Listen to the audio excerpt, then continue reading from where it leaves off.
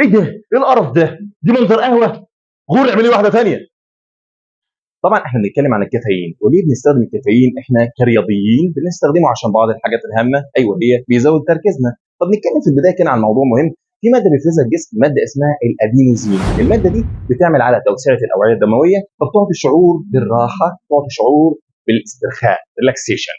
احنا لما نيجي ناخد حاجه تفوقنا زي القهوه، القهوه بتعمل عكس، بتروح جايه عامله انقباض في الاوعيه الدمويه، وتزود عندي حاجه اسمها الادرينالين والنور ادرينالين، اللي هم الهرمونين المسؤولين عن زياده ضربات القلب وزياده ضخ الدم في العضلات. بتعمل توسعه في الاوعيه الدمويه اللي رايحه للمعده، وتوسعه في الاوعيه الدمويه اللي رايحه للعضلات.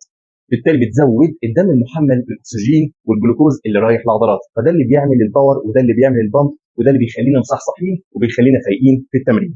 هي مشكله القهوه ايه؟ مشكلتها او مشكله الكافيين ايه؟ لما نيجي نستخدمه بنتعود عليه، هي دي مشكلته. بيحصل عمليه حاجه اسمها ادابتيشن. هنا كل ما بستخدم كافيين كل ما الجسم بيزود تاني افراز الادينوزين، عشان هو عايز يريحك نتيجه للمجهود اللي بيحصل يوميا، فلازم توضع لنفسك دوز معين، حد معين بتاخد منه الكافيين، ما تزودش عنه. بتعمل مشاكل كتير صحيه، ممكن تؤدي لانفجار بعض الشرايين، او تعمل مشاكل في القلب، او الكلام ده كله، فبتتاخد بحد معين. اي اقصى حاجه بتاخدها 800 مللي جرام يوميا، والفنجان الواحد فيه تقريبا من 70 ل 100 مللي جرام. احنا بناخد بمعدل 300 ل 400 مللي جرام يوميا. هذا يعني حياتي اللي ممكن نقوله